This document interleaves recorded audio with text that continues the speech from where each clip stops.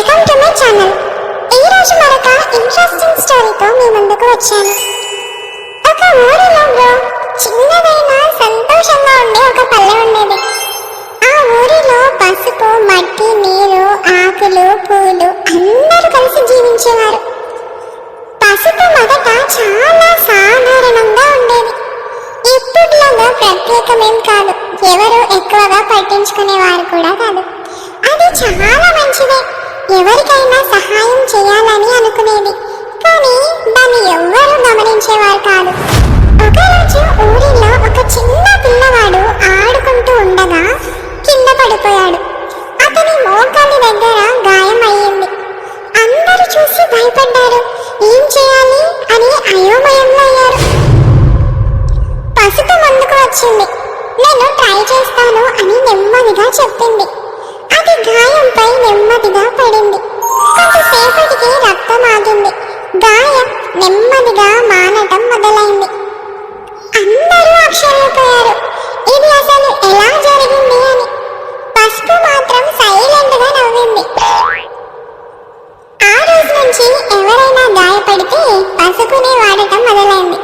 కానీ అందరూ దాన్ని అవసరం ఉన్నప్పుడు మాత్రమే గుర్తు చేసుకున్నారు, లేకపోతే మళ్ళీ మర్చిపోయేవారు. పసుపు మనసులో చిన్న బాధ, నేను సహాయం చేస్తున్నాను కానీ ఎవరు నన్ను నిజంగా గుర్తించట్లేదు అని అనుకుంది. ఒకరోజు ఒక పెద్ద పండుగ జరిగింది. అందరూ ఇళ్లను అలంకరించారు, పూలు పెట్టారు, దీపాలు వెలిగించారు. పసుపు కూడా అక్కడే ఉంది, కానీ ఎవ్వరూ దాన్ని ఉపయోగించలేదు. పసుపు నెమ్మదిగా వెనక్కి వెళ్ళి ఒంటరిగా కూర్చొని ఉంది. అప్పుడే ఒక వృద్ధ మహిళ వచ్చి పసుపును తీసుకొని ఇంటి ముందు చల్లింది.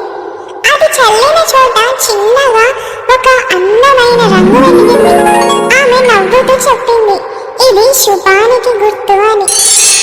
ఆ రోజు నుంచి పండుగలలో, పెళ్ళిళ్ళలో పసుపును ఉపయోగించటం మొదలైంది.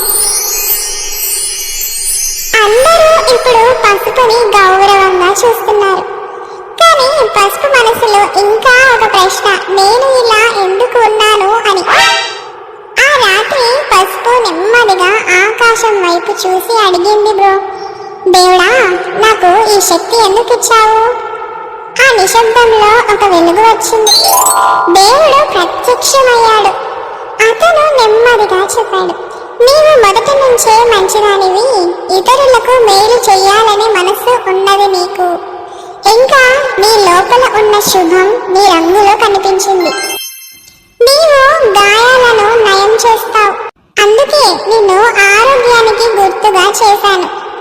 నీవు ఎక్కడ ఉంటే అక్కడ శుభం ఉండాలి అని నిన్ను పవిత్రంగా మార్చాను.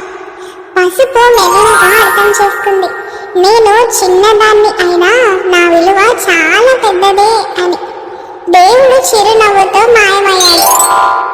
అప్పటి నుంచి బ్రో, పసుపు గాయం మీద పడితే మానుతుంది, ఇంటి ముందు వేస్తే శుభం వస్తుంది, పెళ్ళిళ్ళలో వాడితే పవిత్రం అవుతుంది.